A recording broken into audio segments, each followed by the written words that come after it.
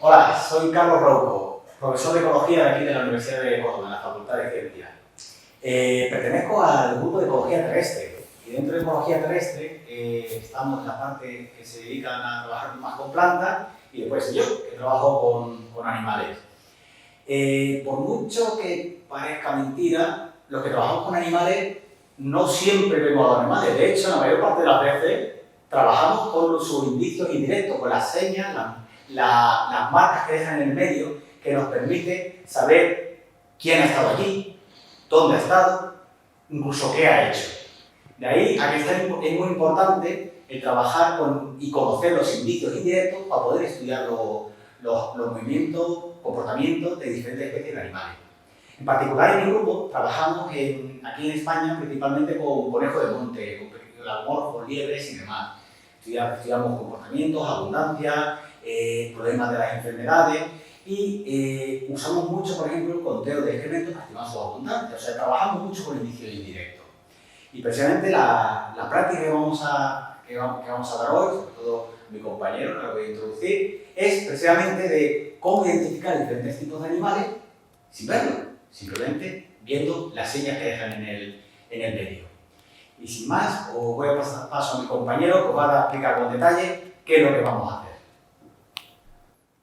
Hola, mi nombre es Juan Antonio Aguayo y soy doctorando de Carlos Rouco, que lo acabáis de conocer, y voy a ser quien os presente la práctica que vamos a presentar aquí en la Noche de los Investigadores, ¿vale?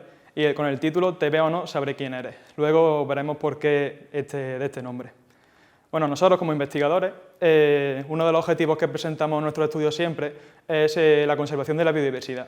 Pero este término es muy general porque nos viene a la mente una pregunta que sería ¿a qué nivel? Pues ¿a qué nivel podríamos nosotros conservar la biodiversidad? ¿A nivel de organismo, a nivel de población, a nivel de comunidad o a nivel de ecosistema? Nosotros querríamos, de forma idílica, querríamos conservar directamente todo el ecosistema, pero objetivamente no tenemos material ni tiempo para poder hacer eso de una buena manera. Entonces nos centramos sobre todo en conservar las poblaciones, ¿vale? Estas poblaciones son un conjunto de individuos de la misma especie y lo principal para saber cómo conservarlas es saber qué especie queremos conservar. Entonces, ¿qué tenemos que hacer? Primero lo que tenemos que hacer es ir a esa población e identificar qué especies es la que hay presente en esta población. ¿Cómo se hace esto? Pues tenemos dos formas de hacerlo. De forma directa, ¿vale? Con métodos directos, que son métodos con los que necesitamos nosotros mantener un contacto directo con el animal, ya sea capturándolo, ya sea viéndolo, ya sea escuchándolo, pero siempre teniéndolo cerca del animal, incluso capturándolo, ¿vale? Estos métodos, siempre que se puedan, tienen que ser evitados. ¿Por qué? Pues porque el animal, cuando tú estás cerca de él, lo coges o incluso viéndolo, puedes hacer que se estrese, que cambie su comportamiento y su hábito, por lo que eso no es bueno para la naturaleza ni para el ecosistema, ¿vale? Los otros métodos que son menos estresantes para los animales son los métodos indirectos, que nos permiten detectar fauna, incluso identificar cada especie mediante procesos o dispositivos sin necesidad de contacto directo con el animal, ¿vale? Estos animales, pues, sin nosotros saberlo, nos dejan indicios como excrementos, huellas, entre otros, para que nosotros podamos identificar la especie que nos encontramos. Vale, voy a empezar a explicar un poquito los métodos directos que existen, ¿vale?, a la hora de poder estudiar los animales, pero siempre en la mente sabiendo que no son los métodos que tenemos que utilizar si podemos evitarlo. En primer lugar, la estación de espera, pues nosotros nos ponemos en un sitio a esperar animales, ya sea con telescopios, con prismáticos, hasta que intentamos ver al animal, aunque pueda ser de lejos, a veces demasiado cerca, y podemos estresarlo. Otro método directo sería la estación de escucha, pues ya sea con aparatos o sin ellos que nos favorezcan auditivamente, pues podemos quedarnos en un sitio con aparatos como el que vemos aquí, o directamente escucharlos. ¿Qué podemos escuchar? Pues animales que podemos identificar con su sonido. Por ejemplo, algunos pájaros, ¿vale?, pequeños, sobre todo, que se dedican a cantar marcando su territorio, y esos animales esas aves sí que podemos identificarlas con el sonido. También el ciervo, cuando está en berrea, por ejemplo, también es muy fácil de escuchar en el monte, y también ciertos anfibios. Otro método directo serían los transectos. Un transecto básicamente es ir de un punto A a un punto B lo más recto que se pueda e ir observando los animales que vemos alrededor. Pero hay que tener en cuenta el terreno en el que estamos trabajando, porque no es lo mismo muestrear en una zona así, con el que podemos ver a lo mejor un ciervo a 100 metros, a muestrear una zona así, que es un bosque cerrado, que a lo mejor a partir de los 2 o 3 metros de distancia no vemos nada. Vale, los últimos métodos directos son las capturas con trampa. Por supuesto, siempre que se pueda ser evitado, se evita. Y, por supuesto, al animal, siempre que se pueda, hay que dejarlo vivo. Se pueden capturar mamíferos, se pueden capturar peces, se pueden capturar aves y se pueden capturar incluso insectos o anfibios, ¿vale? Siempre que se pueda, pues eso, se coge al animal el menor tiempo posible y se suelta. Ahora vamos a centrarnos en los métodos indirectos, que son los que nosotros hemos venido aquí a ver hoy, que son los métodos que más se utilizan y los más factibles para poder estudiar fauna salvaje, ¿vale? Voy a explicar una a una y empezamos con las trampas de pelo. Estas trampas son, como aparece aquí, se pueden fabricar de forma casera y voy a enseñar una de hecho. Esta la hicimos el año pasado para un proyecto para un instituto, ¿vale? Y son básicamente una red de metal en el que ponemos una tela verde encima para que se camufle y un poco de cinta aislante abajo. Entonces, al colocarlo en el campo, lo colocamos con un cebo en medio y cuando el animal pasa por medio, deja palitos sueltos que tenga aquí, ¿vale? Y esto sirve sobre todo para animales que tienen un pelaje muy distintivo, ¿vale? Por ejemplo, el meloncillo. El meloncillo que tiene un pelaje a franjas blanca y negra. También el zorro, que tiene un pelaje naranja, muy característico también. O el jabalí, que tiene unas celdas, ¿vale? Se llaman los pelos celdas, muy duras y resistentes, ¿vale? Después, cámaras trampas, que como ya sabréis, eso es una cámara trampa, yo he traído aquí una para que la veáis, ¿vale? Normalmente viene con una cinta como esta, se ata alrededor del árbol, se asegura y lo utilizamos así. Entonces, consta de sensores, como este o como los dos que estáis viendo en pantalla, y cuando pasa el animal cerca del sensor, la cámara se activa y lo capta. Si está configurado para foto, le hace una foto, y si está configurado para vídeo, pues le saca un vídeo, ¿vale? Y así podemos sacar cosas tan interesantes como esta. Aquí vemos una nutria, una jineta o un zorro, pues en la noche, ¿vale? Pues tiene cámaras también de visión nocturna. Esto sería aquí en el campus de Rabanal, en la Universidad de Córdoba, que hicimos un proyecto el año pasado, el que os he dicho, también pusimos cámaras trampa, y encontramos, por ejemplo, que había un meloncillo muy cerca en el arroyo, muy cerca de la universidad, de la facultad, ¿vale? Y esto serían más fotografías del meloncillo. Aquí lo vemos muy bien, ¿de acuerdo? Ahora, otro método indirecto, las trampas de mordida. Las trampas de mordida son tarjetas de cartón plástico como esta, ¿vale? Como la que tenemos aquí y ahí en pantalla, se ceba, se pone aquí un cebo que, por ejemplo, puede ser que no haya cacahuete, para que el animal vaya a morder. Cuando el animal muerde, deja marcas como esta, marcas de sus dientes. Pueden incluso comérselo como nos pasó aquí nosotros en el proyecto que os estoy comentando. Dependiendo de cómo sea la mordedura de los dientes que marque o incluso o sea, cantidad de dientes y cómo los marque, podemos identificar la especie con guías de campo que existen para ello, ¿vale? Otro método indirecto serían observación de excrementos y agarópilas. Estos son excrementos, ¿vale?, de diferentes animales, y os preguntaréis, ¿por qué sale ahí una moneda en la palma de la mano de esa persona que está sujetando los excrementos? Pues se hace siempre porque siempre que se hace una foto en el campo para poder identificar una especie, se necesita un punto de referencia para poder ver el tamaño de lo que estamos fotografiando, ya que sin él no podríamos saber si ese excremento es así de pequeño o así de grande, ¿vale? Por si no lo sabéis, la agarópila es una excreción que tienen las aves rapaces, ¿vale?, las diurnas y las nocturnas, por ejemplo, como águila o búho, que, por ejemplo, ellos no tienen dientes, entonces se atregan al animal, por ejemplo, un ratoncito de campo, se lo comen entero, lo digieren en el estómago y lo que les sobra, que no digieren, por ejemplo, huesos o piel, lo regurgitan y forman esto que estáis viendo que es detrás, ¿vale? Son normalmente pequeñitas las agarópilas.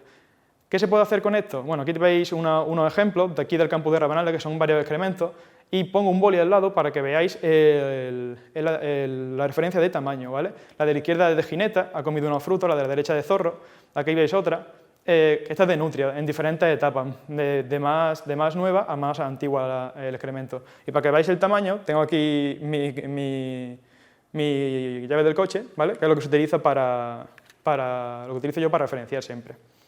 Esto fue el año pasado en el proyecto que hicimos, en lo que también se puede utilizar los excrementos para hacer estudios de dieta. Nosotros abrimos los excrementos y separamos en unas cuadrículas como esta lo utilizamos para separar los distintos tipos de alimentos que ha comido ese animal. Pues, por ejemplo, frutos, por ejemplo, huesos, piel, varios tipos de alimentos. Cuando se termina, pues se hace un recuento de cuánta cantidad tenemos de cada uno y se puede llegar a saber cuánta abundancia de individuos hay, de especies hay, por lo que ha comido, por ejemplo, un depredador, ¿vale? Otro método indirecto, y va a ser el último, sería el reconocimiento de huellas. Las huellas pueden aparecer en diferentes sitios y dependiendo del sustrato en el que nos encontremos, pues van a verse de una forma mejor o peor. El sustrato, para que se vea perfecto las huellas, tienen que ser blandos, pero si es demasiado blando, el animal solo va a dejar un agujero, por lo que no se vería tampoco nada, ¿vale? Vale, voy a empezar a explicar un poco qué tipos de huellas podemos encontrar aquí si vamos a dar una vuelta al campo aquí en España, ¿vale? Tenemos básicamente dos tipos grandes de huellas. La primera son huellas con pezuñas, que sería de ungulado, ¿vale? Estas huellas presentan una vaina, como vais a ver ahí en negro, y sería la pezuña. Pueden o no tener pezuña secundaria, que sería dos pezuñitas, dos vainas pequeñitas que tienen atrás. ¿Cómo se diferencian las especies que presentan esta huella? Pues se diferencian por cómo de fuerte marquen la pezuña, si tienen o no pezuña secundaria y el tamaño que tenga cada una, ¿vale? Aquí voy a poner unos ejemplos de especies que aparecen en la península, como muchos ya los conoceréis, pues jabalí, ciervo, gamo, corzo. El corzo es un ciervo muy pequeñito, el rebeco, que es como una cabra, pero que vive sobre todo en el norte de España, cabra montesa, cabra también doméstica, arruí y muflón. Estos dos últimos son introducidos de fuera para caza, ¿vale? Un ejemplo, por ejemplo, si nosotros vemos esta foto, ¿qué diríais que sería ahí? Pues vemos que tiene vaina, por lo que sería una huella con pezuña, se ve la pezuña y marca, es bastante grande, porque vemos ahí la referencia del boli, ¿vale? Y al ser bastante grande y no marca pezuña secundaria, pues viendo estas características podríamos decir que puede ser un ciervo, ¿vale? Ahí vemos el camino que ha seguido el ciervo. Por otro lado, otro ejemplo, vemos ahí que también marca una pezuña bastante grande, pero que también, si os fijáis abajo, marca también una pezuña secundaria, por lo que puede ser o corzo o jabalí. Como vemos el tamaño al lado, por la referencia del lápiz, se ve que es bastante grande, por lo que decimos que es un jabalí, ¿vale? Aquí vemos el camino que tomó. Vale, esta sería para que vierais las diferencias de una y otra. ¿Veis? Una presenta pezuña secundaria y la otra no. Vale, la otra parte de la huella, los otros tipos que hay son huellas con dedos, que son las mismas que tenemos nosotros. ¿Qué nos tenemos que fijar? Pues nos tenemos que fijar en el número de dedos que marca, en si marca la uña o no, y si tiene, cuántas almohadillas presenta, si tiene solo metacarpiana o también tiene carpiana, ¿vale? ¿Cuántas huellas hay? Pues mira, huellas pequeñas hay muchísimas y es muy difícil saberlo. Tienes que tener mucha experiencia y, por supuesto, contar con una guía de campo que necesitamos siempre llevarla cuando queramos identificar huellas o excrementos, por ejemplo, también. Siempre es muy bueno llevarla. Huellas pequeñas, pues tenemos de huellas de insectívoros como erizos o musarañas, huellas de roedores como ratas, ratones, topillos, ardillas. También huellas de carnívoros, pequeños carnívoros, como comadrejas y armiños. Estas son las partes más difíciles de las huellas con dedos que podemos identificar. Luego hay huellas muy fáciles de identificar, como la de liebre y conejo. Se parecen mucho entre ellas, pero la liebre es un poquito más grande. Presenta siempre esta forma y casi siempre esta forma en el suelo, que es cuando apoya las dos patas de atrás y pone una manita delante que otra, ¿vale? Casi siempre la vemos así en el campo. O cuando corre, pues puede marcar un poco de uña, o cuando lo que vemos al otro lado sería cuando se ha deslizado el conejo y ha dejado justo la palma ahí, ¿vale? Después tenemos estas que os sonarán muchísimo, que son huellas de cánido. Tenemos al perro, al lobo y al zorro. El perro y el lobo no se diferencian casi nada, sino que el lobo es un poco más grande, o sea, es más grande la huella. Pero con la diferencia de que si nosotros, por ejemplo, estamos comparando una huella de un perro muy grande como un mastín y la huella de un lobo, no hay diferencia ninguna. El zorro sí que se diferencia porque tiene una huella un poco más romboidal, ¿vale? Es un poco más pequeñito. Aquí vemos un ejemplo aquí detrás. Uno es de perro y otro es de zorro. Incluso vosotros podríais decir, no, pero la otra, la del perro, es de lobo porque es muy grande, pero es un perro bastante grande. La otra sería de lobo, que se ve muy bien si nos fijamos en la forma romboidal que presenta la huella, ¿vale? Después, otro tipo de huella sería huellas de félino, ¿vale? de felinos, que son, por ejemplo, el gato montés, el gato doméstico y el lince, aquí en la península ibérica. El gato montés y el doméstico no hay forma de diferenciarlos, ¿vale? Y el lince es muy parecida, pero es un poco más grande de tamaño. Así que la única forma de saber si es gato montés o doméstico es ver la zona de distribución, es decir, dónde se encuentra esa huella. Si está muy dentro, en un monte, pues seguramente sea de un gato montés. Si es muy cerca de la ciudad, seguramente sea de un gato doméstico, ¿vale? Aquí vemos un ejemplo y diríais, ¿cuál de las dos es de lince? Hay un lince y un gato. ¿Cuál es de cada uno? Pues a lo mejor diréis, pues la grande es de lince y la pequeña es de gato, pero no, ¿por qué? ¿Qué le falta a esa foto? A esa foto le falta una referencia, porque aunque parezca que unas son más grandes que otras, en realidad es justo lo contrario. Las que parecían más grandes son más pequeñas y es de gato montés, y la otra es de lince, que son más grandes aunque parezcan más pequeñas, solo que la foto está aumentada, ¿vale? Las últimas huellas que vemos, de nutria y de meloncillo. La nutria es un animal que habita sobre todo en ríos, en zonas cerca del río, y presenta la mano como esta que vemos aquí. Tiene una membrana interdigital que cuando el sustrato es muy blando se marca muy bien uña y presenta 5 dedos y membrana carpiana en la parte de la mano delante y metacarpiana también en la parte de atrás. El meloncillo tiene una mano muy poco característica delante con 4 dedos y marcando uñas, pero la parte de atrás es muy característica porque su membrana metacarpiana tiene una forma riñonada pero muy asimétrica, se va mucho hacia abajo un lado, marca muy bien uña y también tiene 5 dedos, ¿vale? Aquí tenemos un ejemplo de cada uno.